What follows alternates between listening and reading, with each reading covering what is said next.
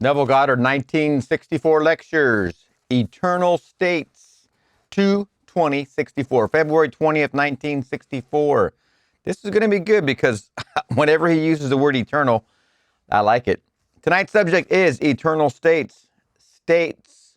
By states, I mean states of consciousness. And these are conditioned. This distinction between the law and the promise is very interesting, and condition is the law. The law is by condition. These states of consciousness, these are conditioned, our use of the law. That's my parenthetical statement. Unlike the promise that is unconditioned, oops, sorry, Neville, states of awareness are all conditioned. You can't be in one state of awareness and expect to reap the fruit of another state. To reap the fruit of a state, you must occupy this state. And any state in this world can be occupied. Any state. You are free to move from state to state, but man is not aware of it. The Bible teaches us how to do it. And it's the whole purpose of this exact thrust going on my channel right now, on this channel, is to open up this difference of understanding between the blue bloods and churchianity and what Neville discovered through Abdullah, put into practice, experimented, tested, and found to be extremely successful, taught probably thousands. Always consider the radio and the TV. Thousands upon thousands, this technique. Many did use it. Many did become very successful with it. But it's the purpose of this channel is to keep that breakdown going, that breakdown of understanding that Neville garnered and then taught and proved to be successful through many people. We are told, "Blessed is the man who delights in the law of the Lord, for in all that he does, he prospers." Psalms 1:3. In all, not a few things, but in everything that he does, he prospers if he knows how to operate God's law. It is not as difficult as you've been told. In fact, it is not difficult. It just needs application on your part. Like all arts in this world, there must be a certain method, and then there must be a certain practice and persistent practice so that you actually master the technique of moving from state to state. I'm always a step ahead because I was just about to mention it's the same thing as practicing. I'm learning several songs right now, and the only way that I'm going to be able to perform on the performance date is by consistent, persistent practice. There's no way around it. And I do speak to people when it comes to the Neville material and the idea of manifesting and the idea of feeling and falling asleep in sats, and not very many put in the persistent practice. It does take effort. Like all things take effort to master. Now here's a story told us, and I'll tell you the story, and you go home and read it and see if you do not see it through different eyes. The first one to really start the battle, who conquered, was Joshua. Joshua is Jesus. It's spelled the same way. It is spelled Joshua in Hebrew, and then translated into English, it would be Jesus. Jesus and Joshua are Jehovah. Same thing. So the battle starts, really, with Jehovah. It's the 6th book of the Bible. The first time that this thought appears in the Bible, you find it in the 13th chapter of Genesis. It's the separation of Abraham and Lot. Abraham said to Lot, "If you go to the right, I will go to the left. If you go to the left, I'll go to the right. The choice is yours, so you take it. You take the first choice." And then he looked out at the valley. It was the valley of the Jordan, and it was well watered and so fertile, so real, that Lot chose the valley of Jordan. Then Abraham went into Canaan, and then everything was given to Abraham. Now, when you read the valley of the Jordan, you may be inclined to think of a place, the Jordan, as a river and a magical valley well watered by that river. Today, if you hear the word Jordan, you think it's biblicky. You think it's biblicky. You think it's biblically. You think it's biblically. You think of a river in the Near East. That's not Jordan. If you have a concordance, you look it up. Here is the meaning of the word Jordan: to descend, or, speaking of the individual, the descender. But we'll take it to descend, to go down to a lower region, right down to the boundary, to the shore, to the enemy. These are the definitions in the James Strong's Concordance for the word Jordan. You go down, it's going down, right down to the boundary, to the shoreline, to the enemy. In the four Gospels, the work of Jesus, his entire work begins at Jordan. He goes right down into Jordan where he is baptized. If you will see it through my eyes right now, this very room, this is Jordan. No water around, but this is Jordan. If I took you into my confidence and I told you exactly what I have in the bank and what my obligations to life are as against what I have in the bank, what my income is over the years as against what my outgo is, if I showed you my social background, my intellectual background, my entire background, and completely confessed all these facts of life, I have led you right into my Jordan. That's my Jordan. Have I any ambition to transcend it? Can I get beyond the Jordan? Have I any desire to get beyond the Jordan?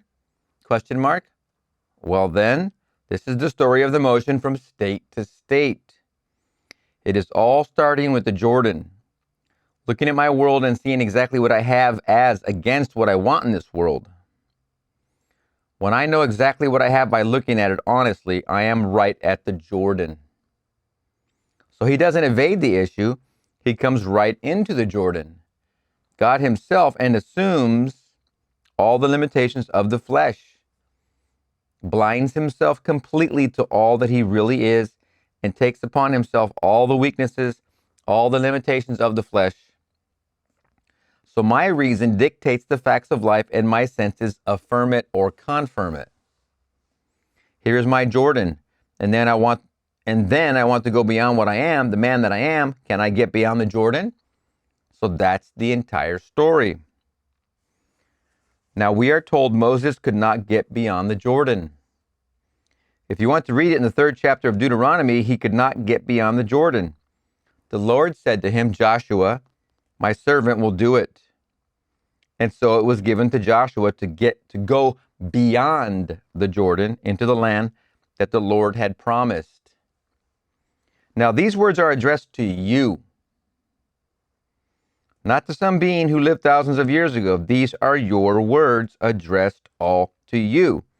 Wherever the sole of your foot will tread upon, I have given to you.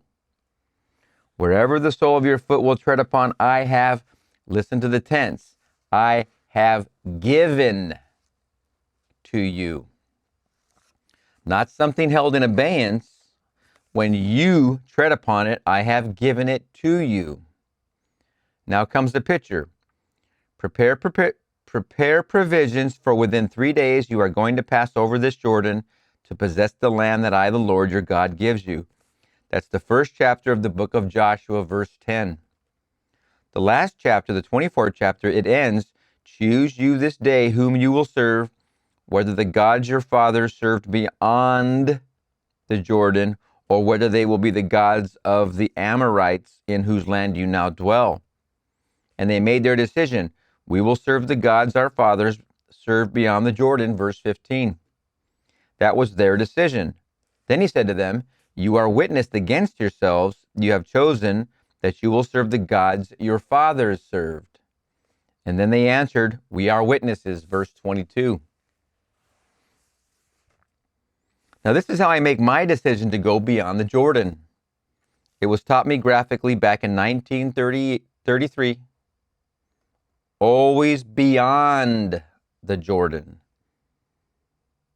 I looked at my Jordan and didn't have a nickel. I had no bank account and I didn't have a nickel. There was no one to whom I could turn to borrow any money.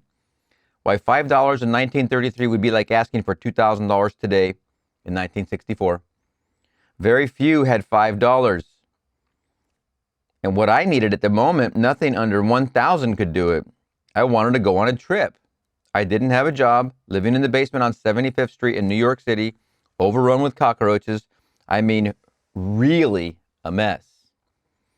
Anything in New York City on that ground floor is just like that, even in the best areas, but this was not the best area. I desired to go to Barbados, and I simply confided. I confessed to my friend Abdullah.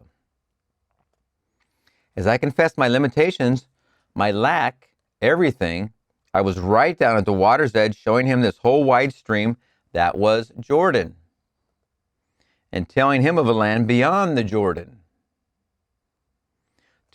It was 2,000 miles away across water, and he said to me, "You are now in Barbados."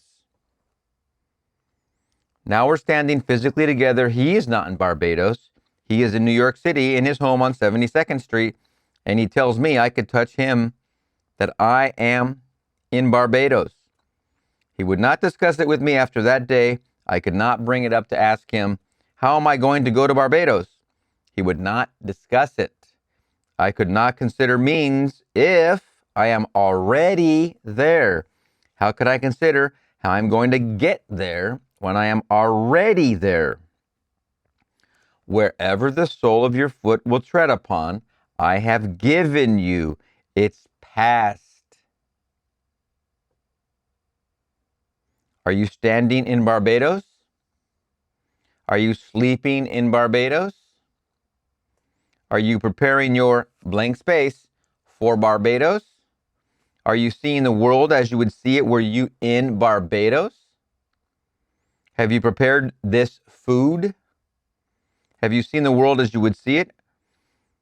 Are you seeing New York 2,000 miles to the north of you when you sleep this night? How can you tell me that you don't have the money to go to Barbados when you are in Barbados? Well, if man is all imagination, man must be wherever he is in imagination, for man is imagination itself. So are you now in Barbados? Well, you can't discuss with me how you're going to go there. The ways and means are not to be discussed because you've gone there. So you are in Barbados. That's crossing the Jordan. And only Jesus, Joshua, Jehovah could do it. Because Jehovah's name is I am. The only prayer of mine that is answered is that which I am. If I must call with his name, and his name is I am, I don't say, in the name of Jehovah, do it. In the name of Jesus Christ, do it. In the name of Joshua, do it. Or any other being. The only name that answers is I am. So where am I? Well, I say, I am, and I name it. So here's the Jordan, and suddenly there is no Jordan. I'm on the other side. It's behind me now. I'm on the other side. I am dwelling in my wish fulfilled. I have changed the state.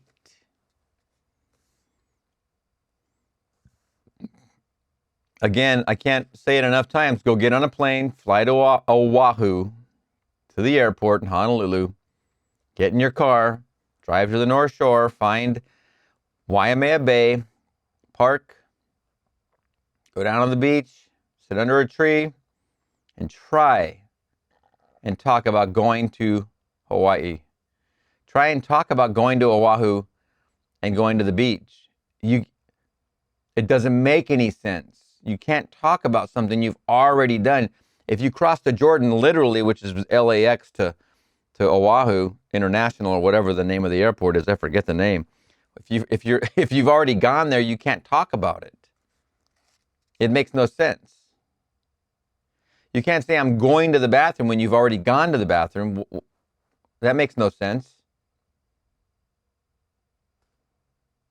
So I've decided not to serve the gods my fathers served. Now I'm a witness against myself if that's my decision. I will not serve the Amorites in whose land I now dwell. I dwell in the land of my senses. I refuse now to serve the gods of the Amorites in whose land I dwell. I can't deny I dwell in this land, but every moment of time I can cross the Jordan. And man has to cross the Jordan to dwell beyond it. That's what Abraham had to do. And so he lived by faith, and the promises became his, not Lot. Lot was destroyed. He lived in Sodom and Gomorrah. The whole area, wife turned into a pillar of salt, and the whole vast place was burned. Abraham went out into a land he didn't know, all in imagination, all in faith. Remember what pleases him the most? Just faith. So you want, and you name it, you want more money, and you just name the money. I don't care what it is. God doesn't judge you. He has never judged anyone. It's man who judges, but God doesn't judge anyone because God is infinite mercy. And so Jehovah's gift does not depend upon you doing anything to undo Jordan. You only go beyond it. That's what you do because Jehovah is without money, without price, in the continual forgiveness of sin. So one stands before you and confesses his limitation. He shows you his Jordan. Well, he tells you what he wants in place of what he has, and he tells you of a land beyond Jordan. You say to him what my friend Ab said to me, you are it now. You want a nice, wonderful job that pays more than you ever earned before? You have it now. He looks into your face and he thinks you're mad. That's what I thought of my friend Ab, but I so respected him I couldn't tell him. Are you mad? I couldn't tell him that you're mad, you're insane, because I loved him. I respected him, and so I walked away from him dumbfounded. I am in Barbados? Excuse me, not question mark. I am in Barbados! Exclamation point. And here I am walking the streets of New York City without a nickel, without a penny in my pocket, going back to my blank space on 75th Street, and I am in Barbados. And then, in a way that I could never have devised, I was in Barbados within 6 weeks. All as a gift. Where's the gift coming from? It's coming from him. 3 heavenly months in the island as a sheer gift. Remember, I just said this, but Neville, I think, is talking about his brother's gift. Doesn't matter. It's the same thing. 3 heavenly months in the island as a sheer gift, and returned to this country not only after having spent 3 months at some cost to them, but brought back several $100s in hard cash that they gave me when I got aboard the boat. But I didn't ask them for 1 nickel, not a penny. All was given because I went beyond my Jordan and lived in the state of my wish fulfilled. You need, I say we, of course, but I don't want to trying to qualify you if you're already beyond this, but we really need to soak in what he just said. It really is the key to so much. And seeing this effect of the Jordan is very, very funny. Funny, that's the name of my high school. So tonight, when you know what you want, that's funny. Wait a second. So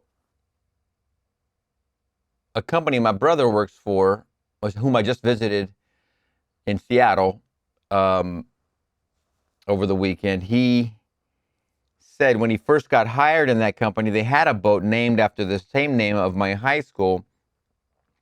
I believe that the name of the guy is David Starr Jordan, and I believe the guy also was a bigot of some sort. So this interesting idea of how to use the concept of Jordan in the Bible is funny because it's definitely a spiritual understanding. But when my brother went there, he had made light of the fact that this guy was a bigot, this David Starr Jordan. I don't know anything about him. I'm just saying what my brother said to them. They were dumbfounded. They looked it up. They found out where and when and why or whatever. And then they immediately changed the name of the boat. I don't know what they named it. He just told me a couple days ago, but that was his introduction to the company.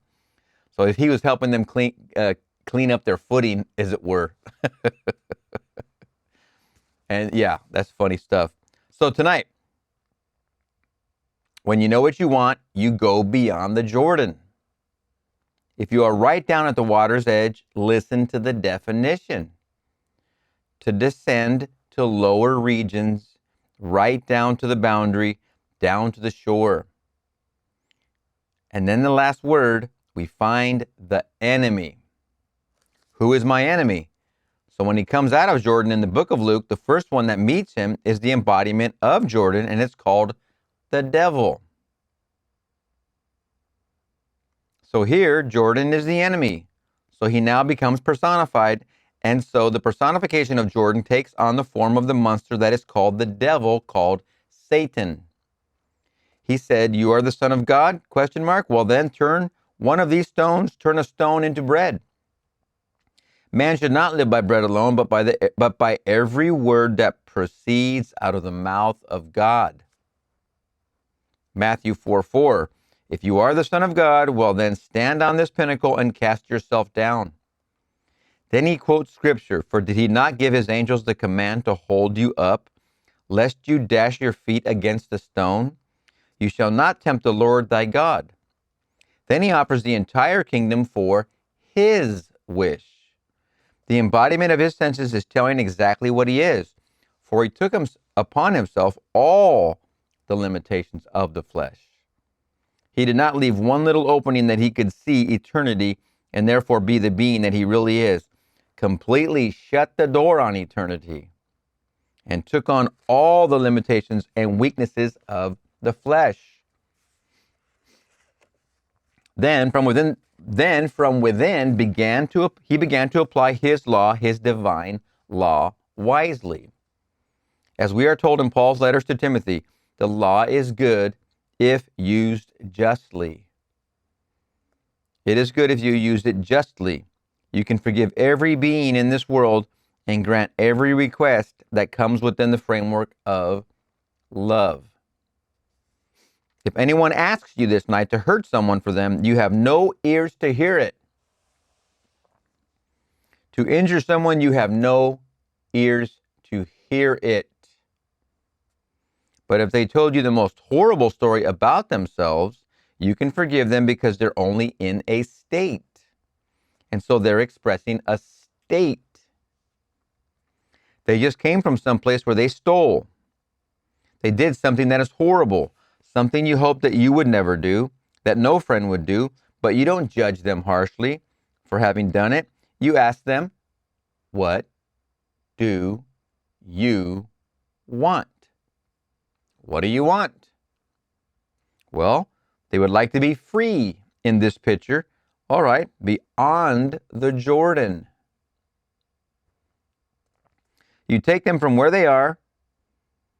In your mind's eye, you put them beyond their Jordan into a state of joy, where they would never entertain the thought of taking advantage of another. And then you see them through such eyes, right into the state beyond the Jordan. I really love what he's doing here. Oh, wow. It's a very good way to look at this. What is your Jordan? So Blake could say, having seen these infinite states and the infinite possibilities for man, I now judge no one, for I do not regard either the wicked or the just to be in a supreme state, but to be every one of them states of the sleep which the soul may fall into in its deadly dreams of good and evil. It falls into a state. So you and I are all day long. We don't know God's law. We're right down at the water's edge.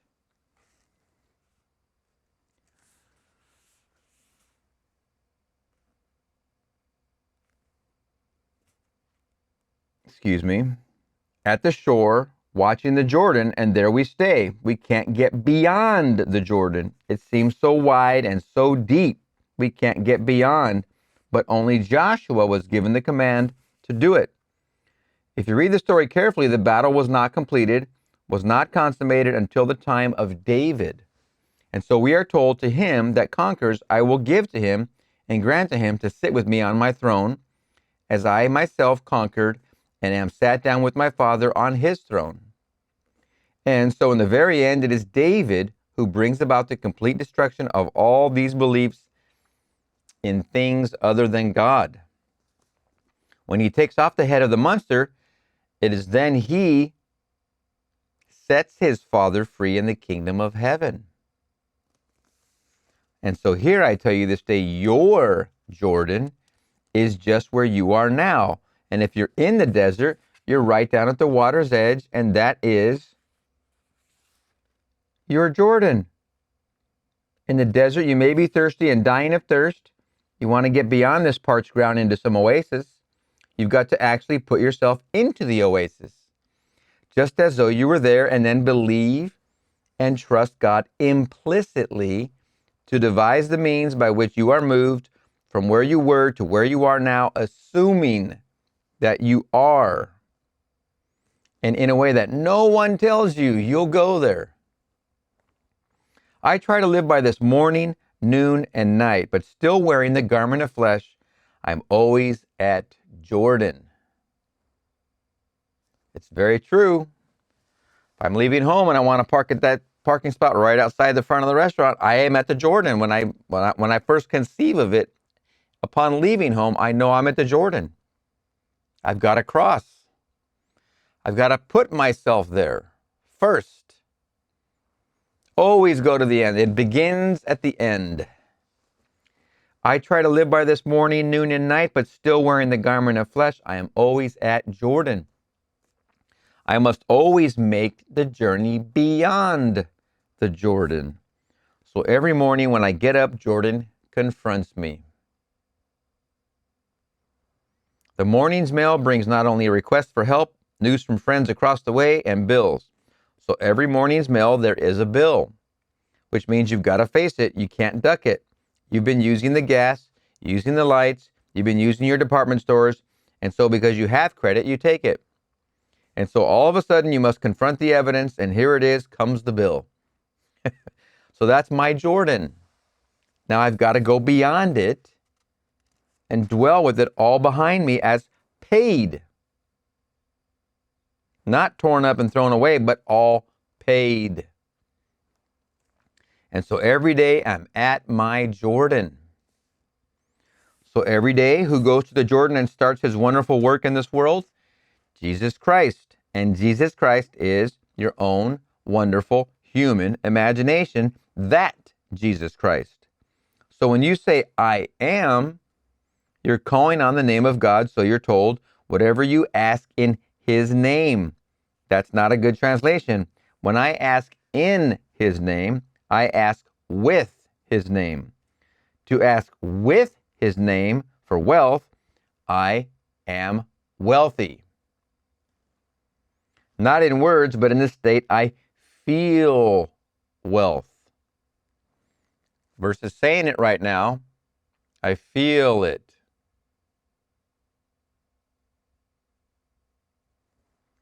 I put it on as I would a garment and feel it, and then allow it to hatch out in my world.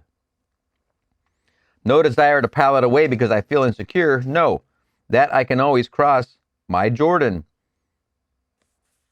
If I know God's law, I don't have to pile it away for some rainy day. No, I can always cross the Jordan if I know God's law. You have to realize the most important thing you could learn and apply is this, God's law. It is the secret to all your wishes come true. It's your literal hidden treasure. It's one of the best ways I like to describe it because it's right out of the Count of Monte Cristo. So every morning you are at the Jordan because you come right down to earth from wherever you were at night.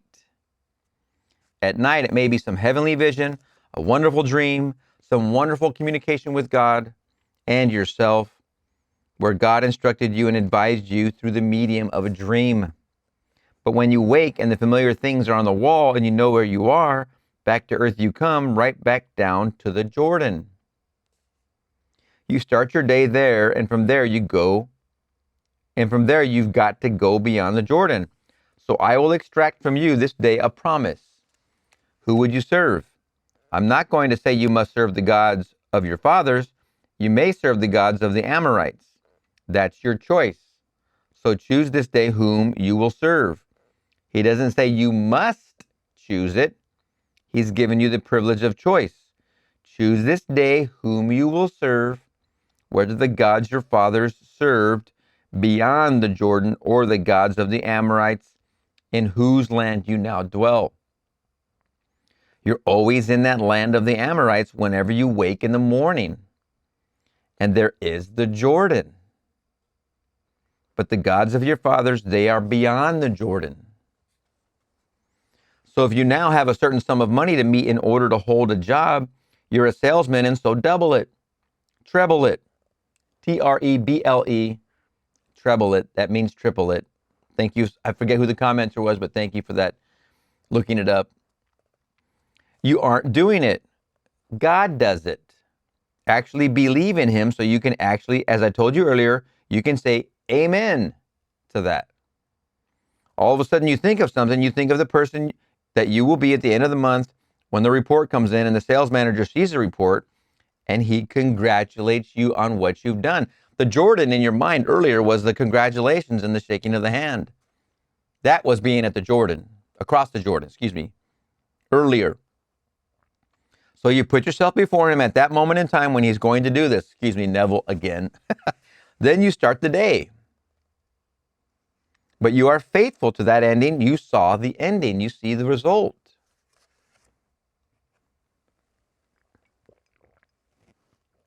Then, in a way you do not know, instead of signing up maybe 100 small accounts, you may settle for one. That one may not come till the last day, but it will dwarf to hundreds beyond your wildest dream. It doesn't have to be an unnumbered little ones. You only want a big one that at the very last day of the month.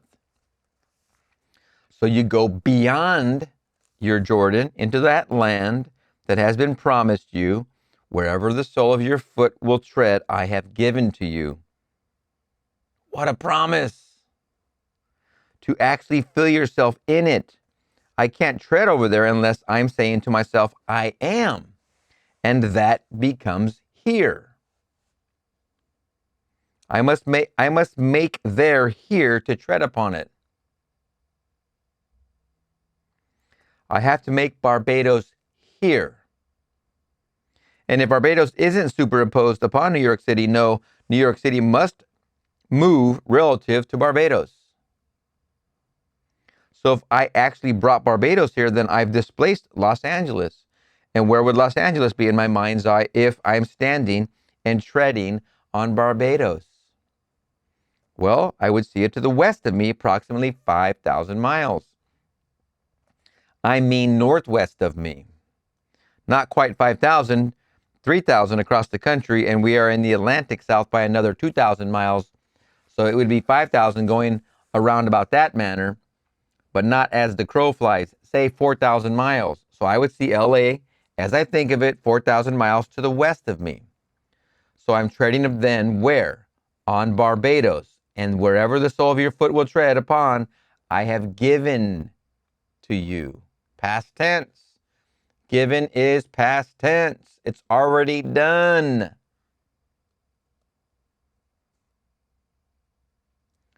Sole of your foot.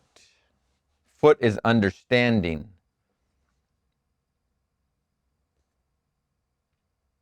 That only means you're under your foot. You're standing upon what? So I will sleep this night viewing the world. As I view the world,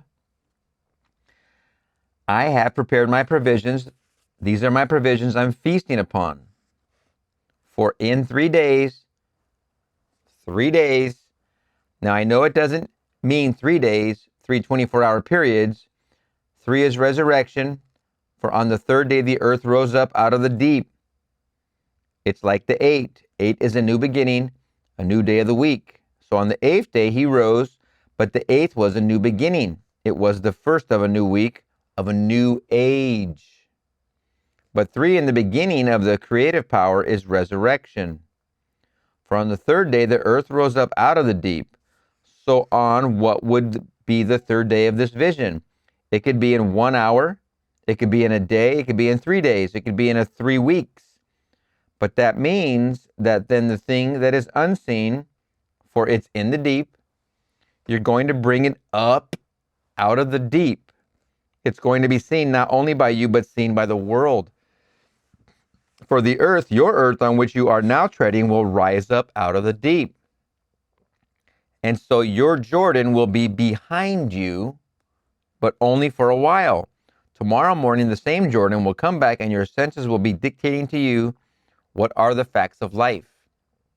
So your senses and your reason every day of your life until you take this garment off puts you, every day you start it right at the Jordan, at the water's edge. So you learn the art of moving beyond the Jordan, to that land beyond the Jordan. And who does it? Joshua does it. And Joshua is the Hebraic form of the anglicized word Jesus. Jesus can do anything because Jesus is Jehovah. Jesus is God. And when you say, I am, before you say John or Mary or Neville or any other name, before you put any little tag on it, that's Jesus. Now trust him implicitly. So where am I? Well then, view the world to see where I am, for I'm located by looking at the world. What I see mentally is only locating me. If I see you and on your face is an expression that you see in me the man that I want you to see, well, then you're telling me where I'm located in my own mind's eye. Now feed upon it. Prepare your provisions. And in 3 days, I will take you into the land that I, the Lord, give you. Remember, feed upon it, prepare your provisions. Feed upon it means be it. See it over there differently, over there differently. Where am I now in Barbados? That means New York's that way, 3,000 miles. That means LA's that way, northwest a little bit, 4,000 miles-ish. Feast upon your provisions. Feed upon you're beyond the Jordan. You're physically, mentally, emotionally beyond the Jordan. You have to feed upon those provisions. In 3 days, I'll bring it out. And so what you are now treading upon, I, the Lord your God, have given you. It's all done the moment you start treading upon it. That's when it's done. Not gonna be done, it's done. So these are the infinite states. And not because you are worthy of it. Forget the so-called worthiness. Forget the so-called sin in the world talks about. No, he isn't judging you. The Spirit of Jesus is continual forgiveness of sin. Forgiveness of sin. Think about what these words mean. Let's break them down. Continual forgiveness of sin. Continual is obviously a current that's always. Forgiveness means imagining lovingly. Sin means missing the mark. Always imagining lovingly and hitting the mark. Forgiveness of sin means to imagine hitting the mark. Crossing the Jordan is being an imagination of hitting the mark where I want to be in Barbados, if that was it. Continual forgiveness of sin. The Spirit of Jesus is continual forgiveness of sin. Let's go back to Spirit of Jesus. Spirit in here. Jesus is your imagination. When you know that man is only occupying a state, you can easily forgive him. No matter what he's done, he was in a state. And because he was in that state, he had to express the contents of that state. A man feels sorry for himself. He's in a state, and things must happen in his life to make him all the more convinced that he had good reason to be sorry for himself. because everyone must turn against him and make him feel that he is unwanted in this world, because in his own mind's eye, he was unwanted, or he felt himself unwanted. But that was only a state. He is unwanted because he is as loved by God as any being that ever walked the face of this earth. He is wanted because he is as loved by God as any being that ever walked the face of this earth. So everyone can get out of a state if he knows he's only in a state.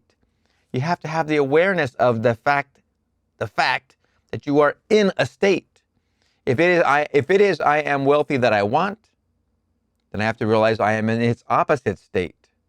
I have to cross the Jordan and feast on those provisions and be there to the north, south, east, west, whatever it is, wherever it is. But strangely enough, when we are in these states, they seem to be the only reality. A person who is in any state, elated or deflated, whatever the state is, he thinks it's the only reality, and everything else is simply like a cloud. That it isn't real. It isn't altogether something with substance, only because he's not occupying it. And so I always felt that one of the great weaknesses of the world is the continual construction, but deferred occupancy. They don't occupy it. One must occupy the state. I tell you from my own experience, in 33, when I tried time and time again to open up this discussion with my friend Abdullah, he just turned his back to me and walked right into his little study room, wouldn't discuss it with me. Then you learned afterwards he was teaching the most marvelous lesson in this world. You said you believed, you actually said you believed in God, and you took his word honestly. You're told not to change these words. In the 4th chapter of Deuteronomy, do not add or take from these words. Verse 2, do not add to them, don't take from them. What is the word? Wherever the sole of your foot will tread upon, that, not something else, that have I given to you. So you're told me, Neville, you're in Barbados. Didn't you agree with me you're in Barbados? Didn't you say when I asked you whether you would serve the gods of your fathers who dwelt beyond the Jordan, or you will serve the gods of the Amorites in whose land you now dwell? Right now you're poor and couldn't go even on a bus, far less a ship, and you want a ship that takes you 10 days at sea and feeds you 3 times a day and gives you all the comforts of a nice ship right to Barbados? That takes money. So you tell me you don't have any of these things. Well, you're at Jordan. Now come, you're in Barbados. Now you're going to tread upon Barbados. That is beyond your Jordan. Now, are you faithful to the gods your father served, or are you now going to be faithful to the gods of the Amorites in whose land you now dwell? That's where you're dwelling right now, because you say you haven't anything. Well, you haven't anything. Remain just as you are. And so he had no compassion on any of us. You either believe or you don't believe. And so he was trying to teach us this wonderful art of moving from state to state, and then you catch on, and you don't turn to the left or the right. Let the other fellow take the first choice. And so Lot takes the first choice. He wants this wonderful fertile land. It's so green, so well watered. I'll take this, the land of the valley of the Jordan. All right, you take it. You take that. I'll take the other one, the unseen one. I will dwell beyond your Jordan in the land of Canaan, a land flowing with milk and honey. I don't know it, but I'm told by the Lord it's a land flowing with milk and honey. I'll take that one. Another note that Abdullah is involved in this lecture. I put a little post-it there for my Abdullah notes.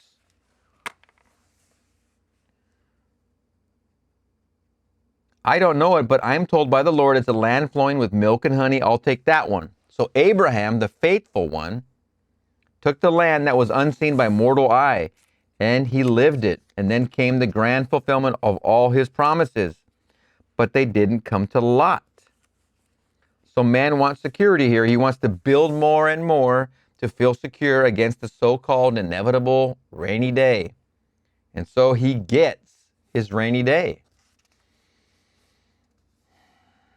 Try and tell somebody that, But may I tell you, every day of your life, you wake and you're always at the shore, and that shore stretches out and it's always Jordan. This is Jordan. But when you read the story, if you don't really read it with the eye of the mystic, you're going to think of a huge body of water where a man came, and they're all Baptists, and they're all being baptized, and so they all went out and almost got drowned. No, there wasn't any body of water. Hasn't a thing to do with any body of water, but it's easy to use that body of water in our imagining right now and learning this lesson that's something we're going to put ourselves on the other side of. To me, that makes good sense, to imagine it as a body of water. No, there wasn't any body of water, hasn't a thing to do with any body of water, although today there are millions of them who go in droves. We have found them in Barbados too, and they delight in it. Sunday morning when you see 100 or 200 out to sea, all being dunked, all being pushed in, with lovely white robes, they come out like drowned rats. All of them, lovely white robes. That hasn't a thing to do with Jordan. Jordan is every moment of a man's life when man faces the facts, and he doesn't know where to escape. There's no place to go. Here are the facts. You either meet them. Well, you can't meet them if you don't have a thing, but beyond the Jordan, you can meet them. That land is always the good land. People don't remember. Somebody told me they looked up Neville Goddard and, oh yeah, his family had a lot of money. He was well-to-do. That's why this and that's why that. People don't do the research and don't understand where Neville started. And when he told Abdullah he wanted to be in Barbados, he had nothing. He had a few roaches for roommates. When I say a few, I'm probably being extra generous. He probably had several, more than a few, for roommates. Oh my goodness. So to think about this whole concept, only by crossing the Jordan here did that draft come in the mail. Only he could have done that. No one could have done that for him.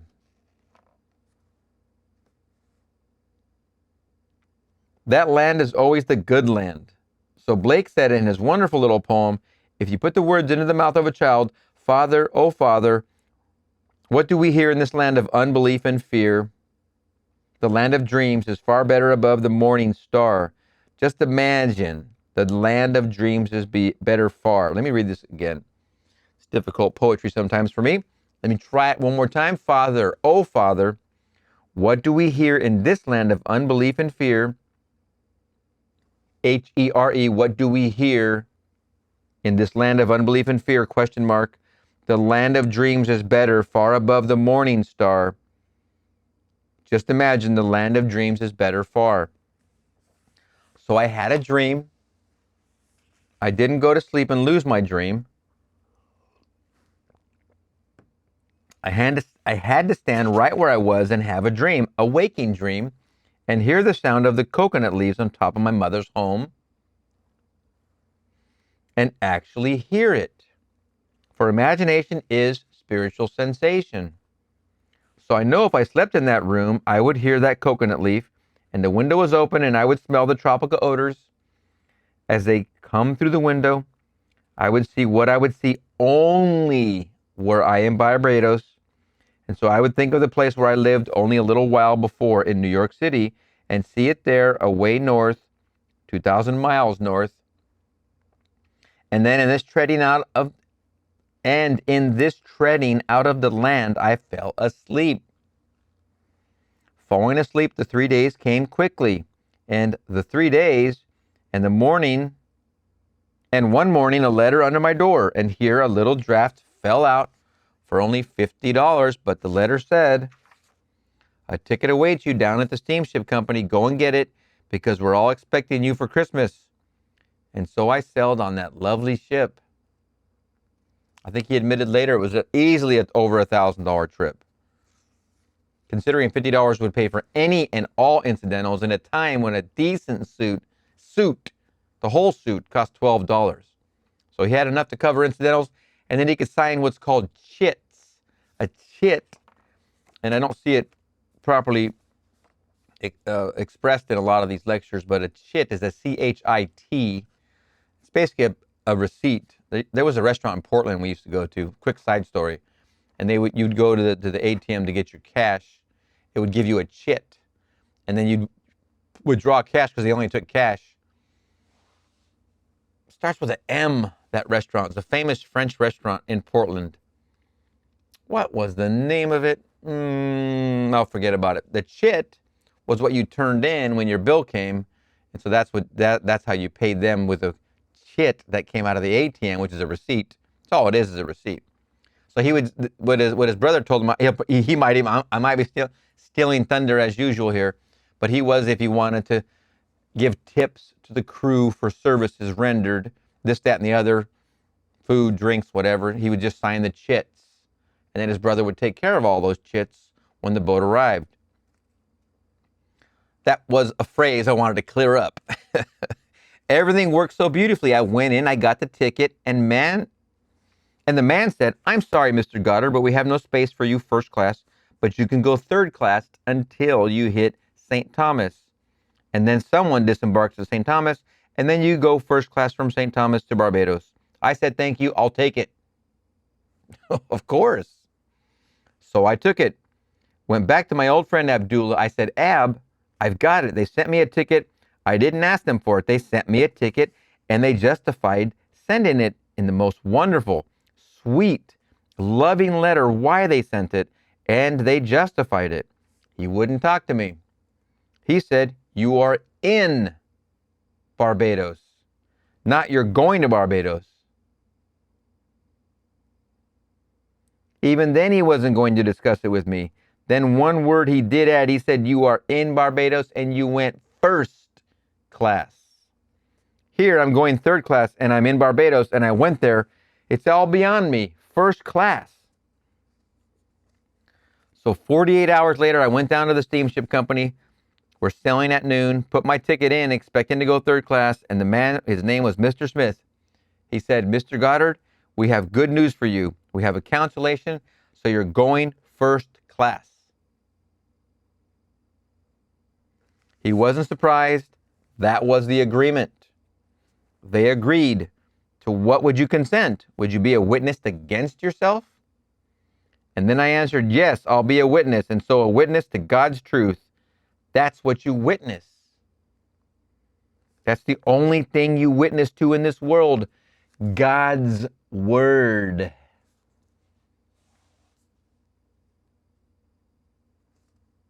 God's word is truth, you're told. Well, is it true? Did you prove it? I proved it. Well, then you're a witness to it. Don't give me any argument how you're going to get there and how you're going to go there and what path you're going to go. You are in Barbados. Was the name of that restaurant Montage? I don't know why I want to say that name. If a different name comes up, I'll say it, but it used to be right there under the bridge, there's a skate park there, pretty popular skate park, right in the main downtown area of Portland. I think it's Montage. Everybody sits on this big long table, picnic bench style, but a very long one. You have to go behind a lot of people. I think they're gone now. So now go and talk Christ and only Christ and tell the whole vast world about Christ. And all things are possible to Christ. And so you go and you talk about it. You never tire of telling the world that he's as free as the wind and if he knows God's law. You never tire of telling the world that he's as free as the wind if he knows God's law. This is the thrust and total entirety of what we're doing here together, is understanding and perfecting and mastering our use of God's law. simple. We can forget the promise, even though we're going to discuss it 1,000 more times. We can forget the promise because that's his gift of grace. That is not conditional. We're talking about now what's conditional. To cross the Jordan, you put the sole of your foot over there. You feed on those provisions. This should make it very clear. You never tire of telling the world that he's as free as the wind if he knows God's law. Our purpose together. So the law is simple. You ask no man's permission to use God's law, and so blessed a wonderful beatitude is pronounced upon the man who will delight in the law of the Lord, for in all that he does he prospers. Not a few things, but in all that he does. But bear in mind, tomorrow morning when you wake, don't be surprised to find yourself getting out of your bed and your feet in the water of the Jordan.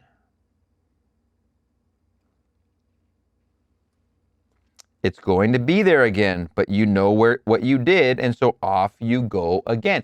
What did Joseph Nathaniel Goddard do every day after breakfast? He went and he sat in his lovely armchair, and he crossed the River Jordan with his eyes, I think, barely open. Every morning, that's what his father did.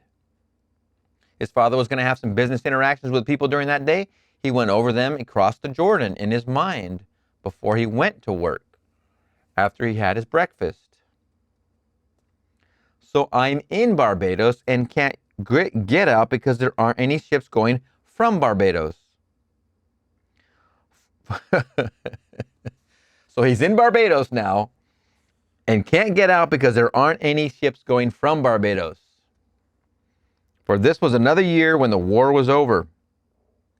The war broke in the end of 45, and the first ship out of there I sailed. Interesting. Not thinking of return. It's very fascinating because why would he think of he now knows the law. He now knows the law. But the ultimate test is coming now, isn't it? It sounds like it. Not thinking of return, I had no permission to come back into this country. He wasn't a citizen at the time, but I believe having been taken in the draft and then going through boot camp was going to allow him citizenship. But so I don't know what he's getting at, but it just hit me. I had to express it. I didn't have any of these things, but I'm off for Barbados. Then I'm told in Barbados there isn't a ship, not one ship before September. And I'm committed to a series of lectures in New York City in 1945, beginning with the 1st of May, and I can't get out. So again, I start treading the water. Nice words. So I walked up the gangplank of a ship that I saw in the bay. So he's crossing the Jordan right here. Not that day, but I walked up, and then a little while later, they called me, and they had a list that long of people waiting. They jumped me over the entire list and put me at the top and never justified why they did it. But I walked up the gangplank, not alone, taking my wife and my daughter with me, and so we all sailed on that ship. So I went beyond my Jordan. My Jordan, there was a list that long, and there were only 2 ships serving this little island.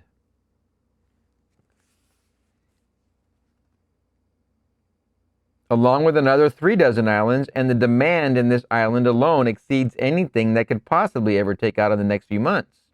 Then we had Trinidad, St. Vincent, St. Lucia, Dominica, all the islands to be served by these 2 tiny little ships. And so in spite of all their requests and their demands, my name was jumped in Barbados over all these and put at the top of the list, and I sailed and got in on time to give my series in New York City. So I tell you, it doesn't fail. So you find yourself at the Jordan. Don't cry. Here's the Jordan. All right, beyond the Jordan. You promised God. For the Lord is asking you a question. Will you serve the gods that your father served? They served the gods beyond the Jordan. Or are you going to serve the gods of the Amorites, in whose land you now dwell? And so they all tell you you're in Barbados and you can't get out. That's where the Amorites are, right there. And you are in their land. If you're in any idea of limitation, you're in their land, the Amorites. But now you can get out if you will serve the gods of your fathers. And they dwell beyond the Jordan. So beyond this barrier was my place called New York City. What a wonderful, wonderful lesson. Physically in the 3D to experience this fully. In 1945. Remember in 43 he got out of the army. That just is another magnificent use of the law. It's hard to believe that this came. I thought this came before. This whole lesson came before, I thought. I thought this was his first lesson of law from Abdullah. Then that World War II draft situation. I have it backwards. Interesting. So beyond this barrier was my place called New York City. So I went up the ship and then got off in New York City. That's exactly what I did. He did it right here. So I say to everyone, you can do it. Don't think that one person in this world is more loved by God than another. Don't believe it. Because a man today that seems so kind and so wonderful, he's only in a state. He's in a state of kindness, which is a lovely state to be in. A state of consideration. That's a state. One's in a state of horror. That's only a state. But the occupant of the state of horror is just as perfect in the eyes of God as the one in the state of love. These are only states. And so the occupant is divine. The occupant is Christ Jesus. It is Christ Jesus in man that one day will be awakened in man, and that man in whom he awakes will be one with him. So when he rises in us, we are like him, and he's like us. 1 John 3:2. And so here, these are states. Tonight, when you go to bed, be honest, look at your Jordan. If you like it, stay there, perfectly all right. If you're satisfied with the day, there's no reason to change it. But if you're not satisfied with the day, beyond the vision of today, there is a state that is the solution of today's problem. You dwell in that state tonight.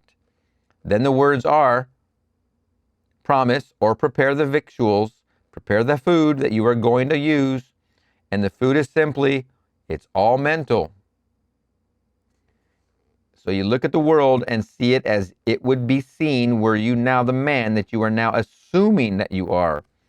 Falling asleep in that state, seeing the world as it would be seen were it true, you find yourself lifting it out of the deep.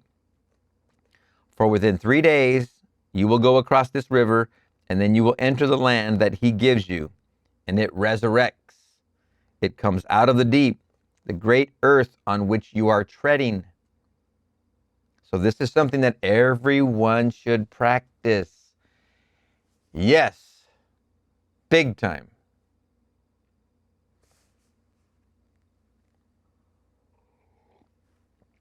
Now bear in mind, when you read the word prayer, well, what is prayer? It is not defined in our concordance as a motion towards.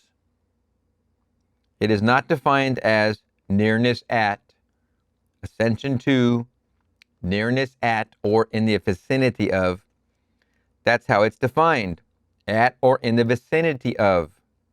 So I want to be, and I name it. So I'm drawing nearer and nearer, and finally I feel I'm in it. How do I know that I'm in it? Well, then look at the world mentally and see if you are located properly. Because if you're in it, the world is a frame of reference, and it should tell you where you are. If this very moment I suddenly begin to see the Empire State Building before me, then I look to my right and I see a way down on 34th Street. Why, that's the corner of Macy's. Then I look over to the east side. Well, if I'm looking at this enormous building and I can feel it, I must be there. Then how do I know I'm there? Well, think of Los Angeles, and I see Los Angeles in my mind's eye 3,000 miles to the southwest of me. and think of something else, and then you're finally located. So you must be there if everything else is as it would be were you there. And then fall asleep. Then suddenly things begin to happen. Radical changes take place in your life to compel that journey. So don't do it lightly, because if you do it lightly, even to disprove it, you're going to prove it. I say don't do it lightly. Be very careful. Like my friend from Oregon can attest to. And when you prove it, it may not be convenient to make the trip, but you're going to make it anyway. That's why you can't take this lightly. You're going to make that trip. Something will go into motion and you will be compelled. That happened to me. I had no desire to go to Barbados in a certain year, 1941, but it snowed in New York City, and in no time flat, we had 12 inches of snow. And so, to get rid of the snow, I slept in Barbados. Just to be, blank space, I felt the warmth of Barbados. Must be careful with this. Got up the next morning. There were 20 inches of snow. So I'm still in New York City with my Jordan. And I'd completely forgotten it. He did it and then forgot it. Then came the summer, and my wife and I made arrangements to go to Maine for a month, a little vacation in Maine. Sent off the check. Sent off the request for our vacation in Maine. Then came a cable from Barbados. I already know what's going to happen here. This is how it all works. That mother was dying and there was no time to waste. Come and come right away. Come immediately. So my wife and I sailed in 24 hours. The ship was pulling out in 1941, and no British ship was going. No other ship was going because the war was on. Well, we were not yet at war. This was the end of August, and so we got aboard the American ship, the Royal McCormick, the Argentina, this lovely big ship. And we were all lit up like a Christmas tree at night so that no sub could mistake us for a British ship. Huge big American flag on the side, on both sides, and every light on the ship burning all through the night, that they could not use that as an excuse and say that we were dark and they thought we were British, and then they'd sink us. So in 4.5 days, we were in Barbados.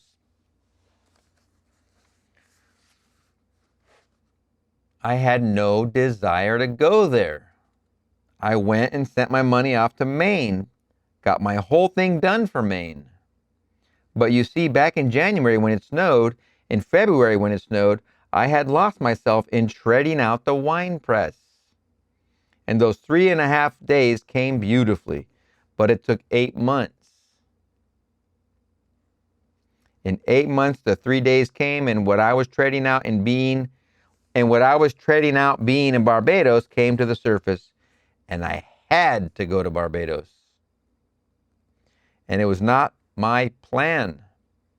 So I went to Barbados and got back, but it was not my plan. My plan was to go with my wife to Maine and have a lovely month in Maine. But that whole thing was canceled because I, in February, treaded out the warm clime of Barbados and slept in it just as though it were true. So I say don't do it lightly, because I speak from experience. I did it in a light mood. I got to give you an example. I totally understand this because, and I think I've mentioned it before, but I'll mention it quick. I might have mentioned it before. We used to ride our bikes to the beach when we were young. And if I have mentioned it, maybe you're new here. This is a story of this exact concept. Don't think about it lightly, because it could very well happen. We used to ride our bikes to the beach from North Long Beach, and we'd go down to the Seal Beach Jetty and San Gabriel River Jetty. Sometimes we'd go down South Street all the way to the jetty and then take the jetty all the way. And that seemed like a long route because it was a big square. And we used to like to kind of go on a diagonal and make it quicker. So we happened to come across Lakewood and Carson in Long Beach, which is a McDonnell Douglas aeronautical plant, aerospace, or whatever you want to call it. They made planes forever, since I think they opened up in 1941, like a week after Pearl Harbor, that plant opened. I remember that fact. We used to ride our bikes, and somehow we wound up maybe going down Paramount, south on Paramount, hit Carson, make a left, get over to the Lakewood Boulevard, make a right, and then we would cross over halfway down.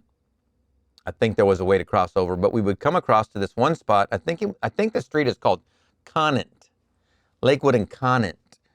And we'd ride our bikes along the sidewalk on the east side of the street, and then we'd make a left on Conant. You know, it's trying to weave our way that way to the beach.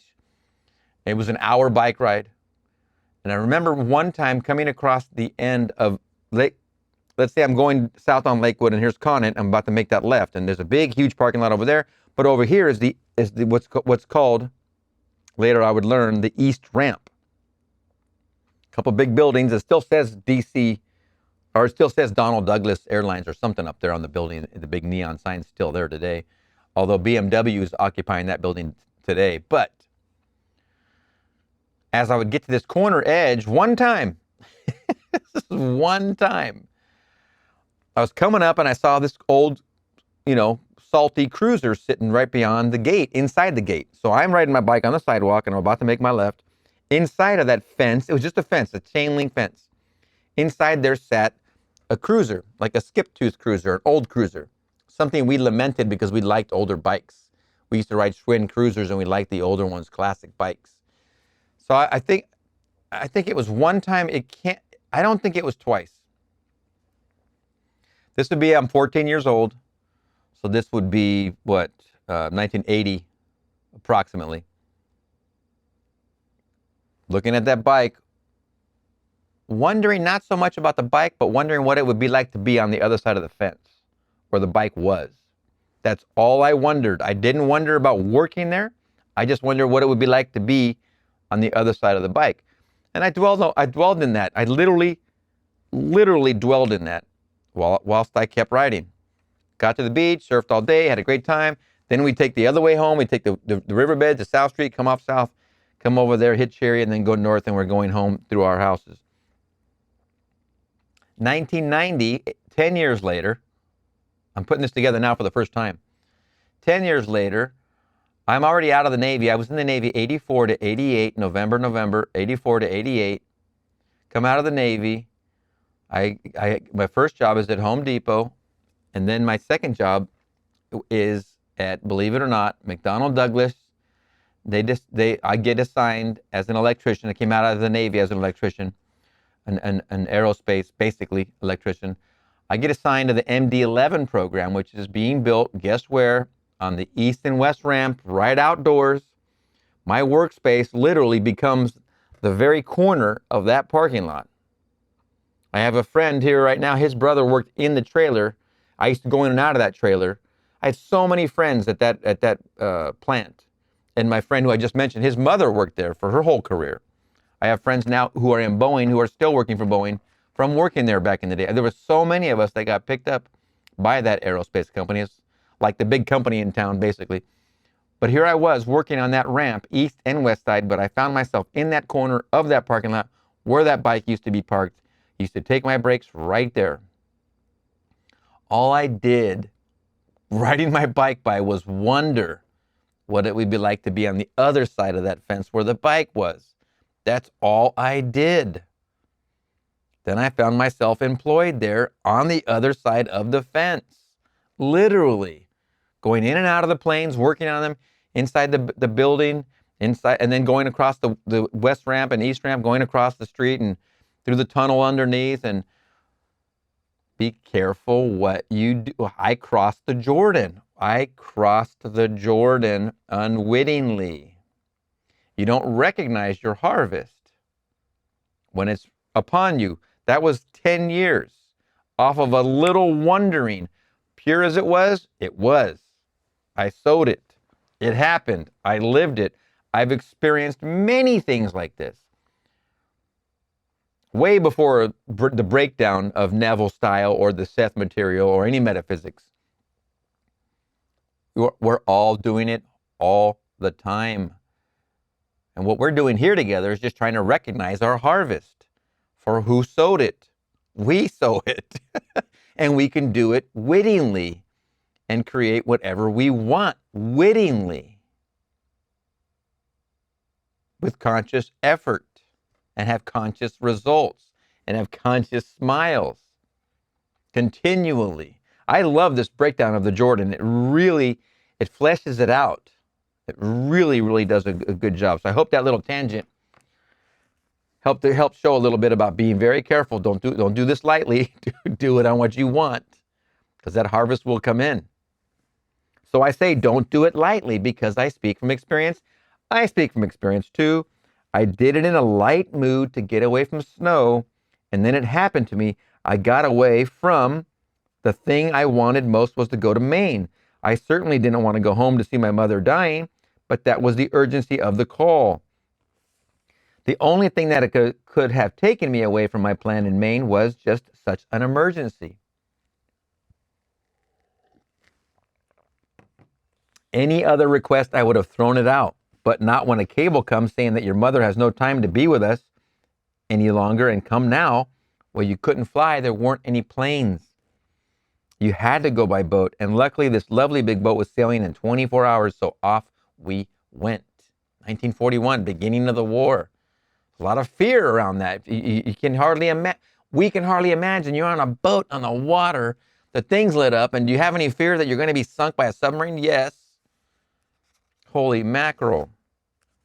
So I tell you, try it. Try it and try to master the technique of using God's law wisely. And every time that you exercise your imagination lovingly on behalf of another, you are exercising this law wisely any time you do it. So if the request is made of you tonight for anything that is not a murder or to hurt someone, it's good. And don't judge them, no matter who they are. They're entitled to their request. They've confessed to you where they stand. But when they say, I want so-and-so, they're telling you, I'm right down at Jordan, right down at the water's edge, and I can't get across the Jordan. Take them across the Jordan in your mind's eye. Take them out of that state and put them into the state of their wish fulfilled in your own mind's eye. And you sleep in that state for them. Now, this is something I haven't practiced. I do it for the homeless quite often, and it seems to work 100%. 99.9, because there's still one guy, I think he does it on purpose. He just likes to show up every few months at my local grocery store. And I'm like, dude, I don't know what you're doing. He's made a profession, I think, out of the situation. He literally just sits down on the curb and has this like orange sign. But I'll go in and then he'll be gone by the time I walk out. So he's an odd one. There's only one guy out of seemingly, I don't know, under 100, I guess. But that's a lot. Someone is at the edge of the River Jordan. Take them out of that state and put them into the state of their wish fulfilled in your own mind's eye, and you sleep in that state for them. I forgot, I was going to mention, I haven't taken it to review like Neville said previously in a lecture, only a few lectures ago. He said he reviews the day and for those whom he imagined lovingly for previously in that day, and of course he would like to see them there. He would review again before going to sleep. That's something I haven't practiced yet, but I'm going to put that into practice. And then you'll take them across their Jordan. So they'll get it when the 3 days are over. 3 days is the pregnancy. And those 3 days, it will resurrect, it will come out of the deep, and they will have it. But the very next day, they're still going to be at the Jordan. Every day of your life, you wake in the morning after your heavenly vision to come down and start the day at the Jordan. Now think about that. That's such a wonderful word picture. Every day you start your day, you're at this side of the Jordan. You start your day at the Jordan. What is it in that day? Because we all have a list. We all have to-dos. Every day you're at the Jordan. You will find there always will be those in the world. If it is so, turn this stone into bread for me. I had that in New York City on this marathon, his radio station overnight. You say you are... On this marathon, somebody said to him, you say imagining creates reality? Turn that yellow pencil into red for me. And so you always get it. If I said to him, this professional philosopher, that man does not live by bread alone, you know what he would have said? What arrogance. Why he is quoting the scripture as though he actually said those words. And if I told him I did, he would have dropped dead. Because it's all us. We are the entire story of the book. Who else could have said them but Jesus Christ? And who is Jesus Christ? Your own wonderful human imagination. But if you don't know it, well then, he still said it anyway, but you were walking in your sleep when you said it. If you don't know you said it as a sleepwalker. But the day will come, you will know you said it. For the whole book is about you. You get into a feeling with Neville, and then you realize you really kind of sense what he's going to say. But the day will come, you will know you said it, for the whole book is about you. The whole vast book from beginning to end is all about you. There's no other being it speaks about other than God. It's only speaking about God, and who do you think you are? A worm? All ends run true to origins. If your beginning is a worm, your end is a worm. And all the scientists are right. Little worms will get you, and so you're only worms, maggots. But if your beginning is God, the end is God. For all ends run true to origins. So if the origin is God, the end is God. And so you will awake as God if the origin is God. But if your beginning is a worm, call it by any other name, spermatozoa, it still ends as a spermatozoa. It's a worm. But I tell you, your origin is God and your end is God. Now let us go into the silence. And as we do, let's imagine right now we are on the other side of the Jordan. So right now we take consumption of those provisions, seeing ourselves on the other side of our Jordan. Let us go into the silence.